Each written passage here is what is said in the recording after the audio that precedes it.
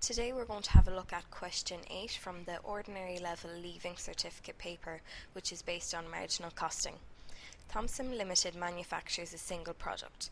The following is the proposed annual budget for the coming year. This table here gives us all the figures that we need to complete the question.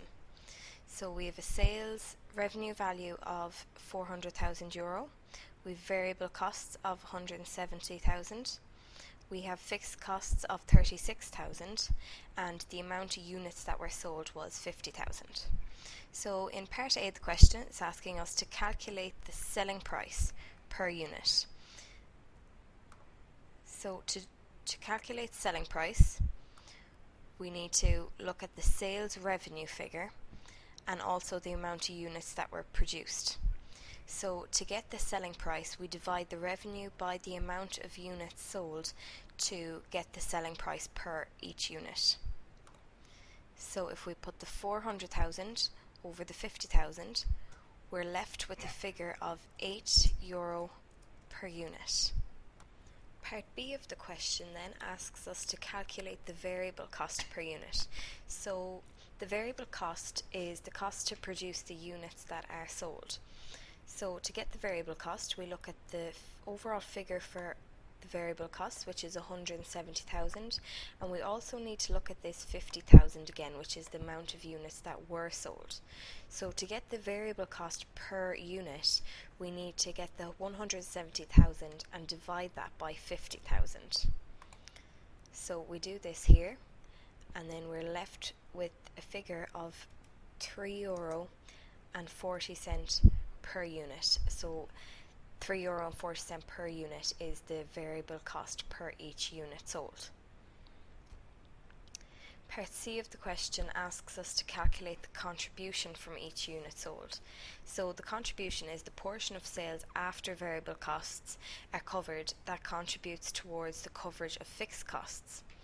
So to calculate the contribution from each unit sold, what we do is we get the selling price figure, which we calculated in part A, and we get the variable cost per unit, which we calculated in part B. And if we take them away from each other, we're left with the contribution per each unit. So the selling price we had calculated was 8, and the variable cost per unit was €3.40, and that'll leave us with the figure of €4.60. So that is your contribution per unit. So part D then asks us to calculate the break-even point in volume, so units. So the break-even is the amount the company needs to sell to cover its costs and break even, which means that profit would be equal to 0.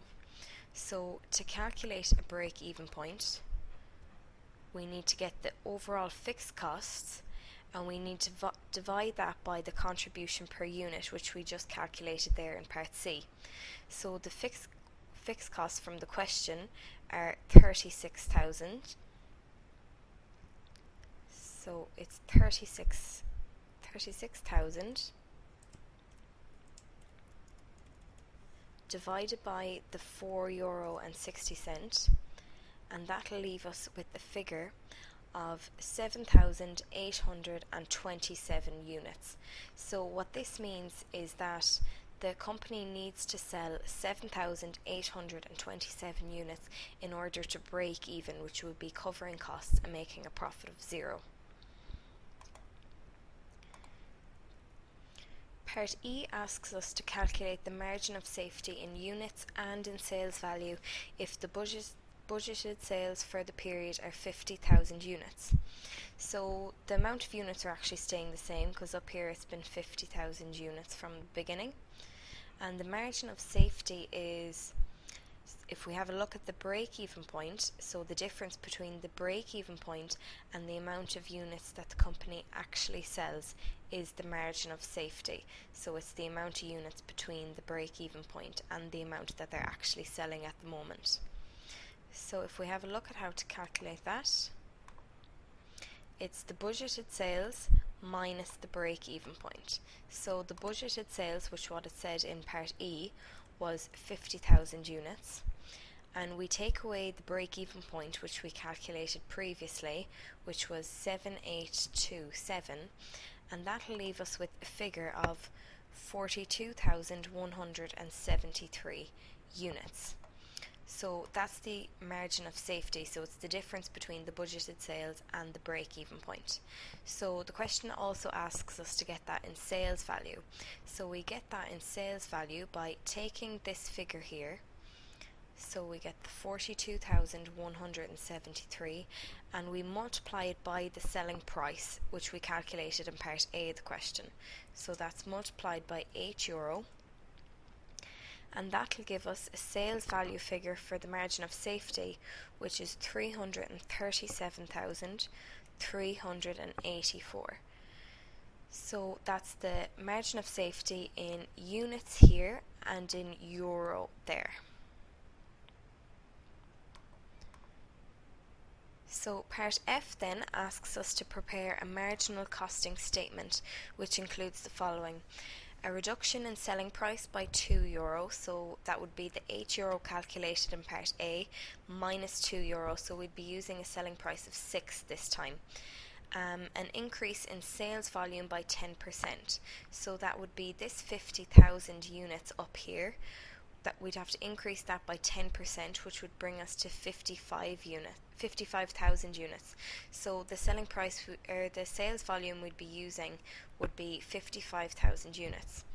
And all other costs to remain the same, so variable costs is going to stay the same and fixed costs are going to stay the same. So the only thing that's going to change is we're going to use a selling price of €6 and a sales volume of 55,000 units. So the marginal costing statement will look like this. So you have sales less variable costs, which will leave you with the contribution figure, and you need to minus the fixed costs then as well, and that'll leave you with the profit figure. So to get the sales, again, it's the same thing. You multiply the amount of units sold by the selling price, so remember that it's 55,000 multiplied by the 6 this time. So that'll leave us with 330,000. The variable costs then, the price of the amount of them is going to stay the same, so it's still going to be the 340 that we calculated previously, except we're going to multiply it by the 55,000 units rather than the 50,000 units, because it told us to do so in the question. So that'll be 187,000. So you're left with the contribution figure then of 143,000. And your fixed costs stay the same, which it said in the question that they would stay the same, so they stay at 36,000, and you're left with a profit figure then of €107,000.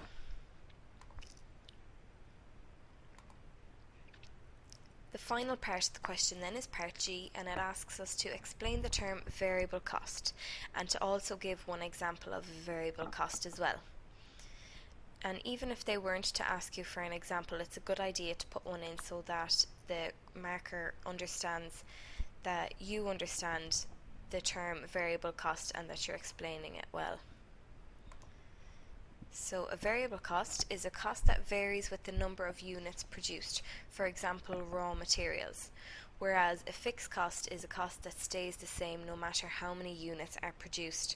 For example, the rent of a factory.